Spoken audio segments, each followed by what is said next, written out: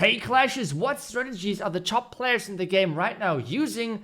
So let's take a look at the rank 1 player, and he's running the Super Dragon army. Well, no big surprise because we have 8,000 hit points on this one dragon. That is a lot of hit points for one troop. So I thought, let's just copy the army and have some fun with it. The equipments are listed above me, so I would say, let's jump in. Let's try to take advantage of 7 super dragons with a ton of hit points. The most important thing with this approach really is the choice of the siege machine. He's bringing the giant to make sure that he can take advantage of the flame flinger, because super dragons are incredibly quick. But let's take a deeper look at what exactly he's going for. So for example, he could go for this corner, or let's take a look what else is not that well protected. Oh, this area right here is, I think, might be really good as well. So let's just do that. See if there's any traps. Seems like a no. Let's deploy the flame flinger. This is now doing multiple things. First off, as I just said, super dragons and dragon attacks in general are pretty quick. So having the flame flinger work for like 50 to 60 seconds should be no problem for you. There is 2 things now happening. First one, that's the obvious thing happening.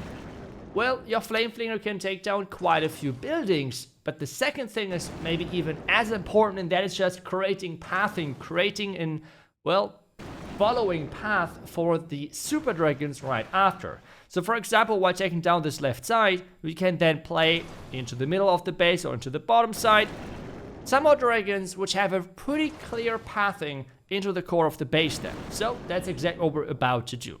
Let's see, we can deploy the flame flinger right here. Unfortunately, the queen is in range, but hey, that's already fine. Now the super dragons on the bottom side. Warden behind, minion prince behind. We can distract this a little bit. Now the queen, make sure that you're hitting the core because of the invis tower. Perfect. Now the king, wall break, giant, everything looking good so far. No rages just yet, because I want to make sure that my heroes can create this pathing into the middle of the base, and then we're using the warden ability right there with our rages together. I think that looks incredible. Take a look at this.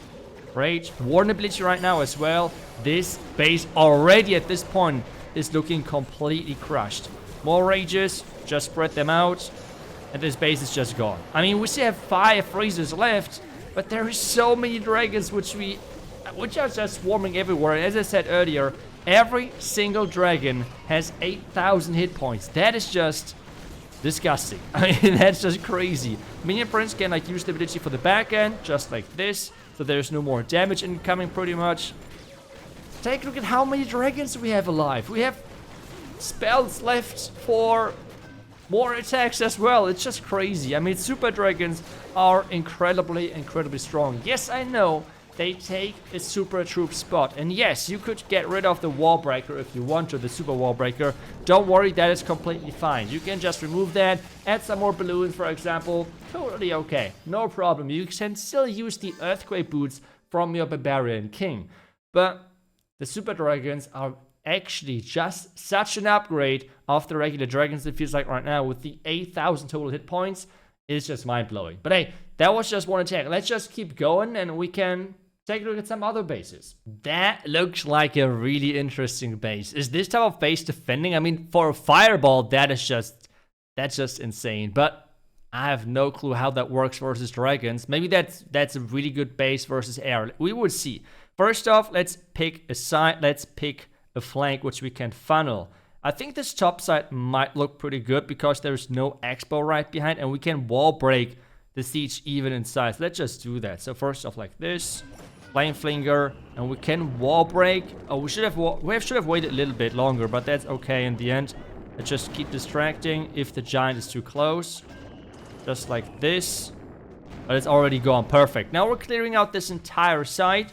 And then the question is, what do I set in my king and queen? I think we're going in from the left side, and I try to catch this backhand sweeper with my giant arrow. That is the next setup, I think, here, what we're looking for. Meanwhile, the flame flinger clearing out the top side. The air defense is obviously a great target, but more importantly, taking down the building so we have the straight pathing into the core. Now, next step, king in, so he's going to go through the wall. Now the angle, I hope I get this right. Let's see. Not really, not really. It's not the end of the world though. Let's use the king ability to get quicker into the base. We can start the dragons now. And then we have, we have 5 freezes, right? So it's like whatever, kinda. I will rage up the heroes as well once. Now like this. Warning Bleach right now. And at this point we can just freeze quite a bit. Non-stop freezes. We're going to freeze as well the back end rage tower. Where is my minion? My minion prince?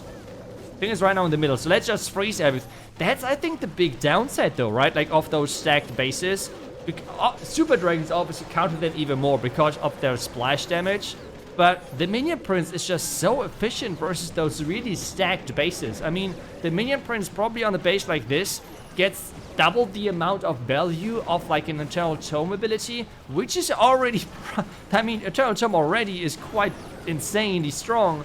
But the Minion Prince on this one is even stronger. Take a look at this. There is no base left anymore.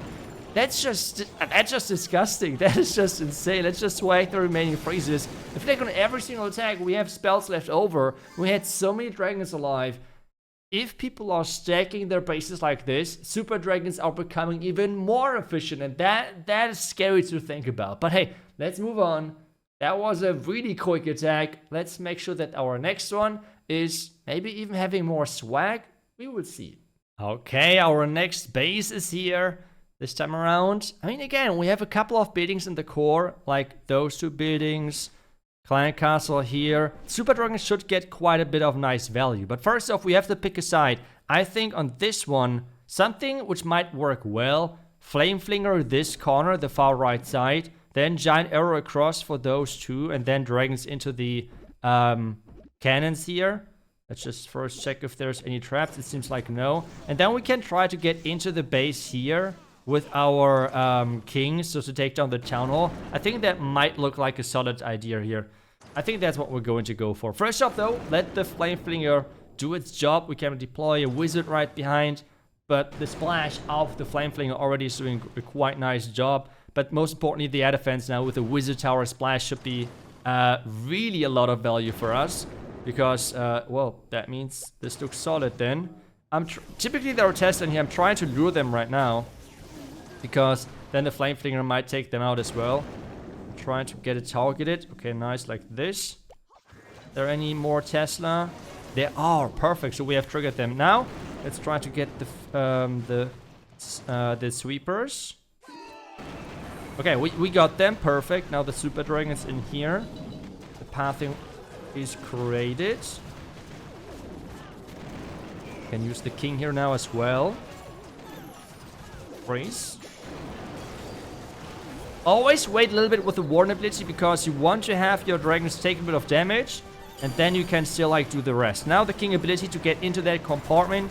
Queen is still doing everything she can. We can distract at the chop side here. Let's do another range. Let's wait, did both of the fire spitters point into one direction? I mean, if this now works, that's even more impressive, right? That's why we did this. Totally not because I did not pay attention. We only did this going into both of those fire spitters because I wanted to prove a point, okay? Let's just pretend that's the point, okay? So we're going to 2 fire spitters right now, which is pretty much stupid, which you should never do. But hey, I just want to prove a point, right? Like, I want to prove why the rank 1 player right now is using this strategy. I mean, you take a look. I think both both fire spitters point towards the bottom right. Don't tell me why I haven't checked. We should have just flipped everything and went from the top left side. But hey, we just wanted to challenge. We just wanted to challenge ourselves. Again, we have 2 super dragons alive. Warden, King, and the Queen alive. I mean, this is just this feels unfair. Super dragons right now are the best dragon in the game, and it's not even close, at least based on those attacks. It feels like that. I can just highly recommend you giving it a try. I know it's a super troop, the super dragon itself. If you want to, the wall break, for example, which I have not used that many times over the video, you can replace that with other troops. You can remove the 2 archers and use 2 more loons if you want to, or add more wizards or a Valkyrie or things like that if you want to. But more importantly, it is the super dragons. This is what you want to bring towards into the attacks. And otherwise, I hope you enjoyed the video. I hope you were able to learn something new. And I will see you guys back tomorrow with the next class video. Until then, see ya and bye bye.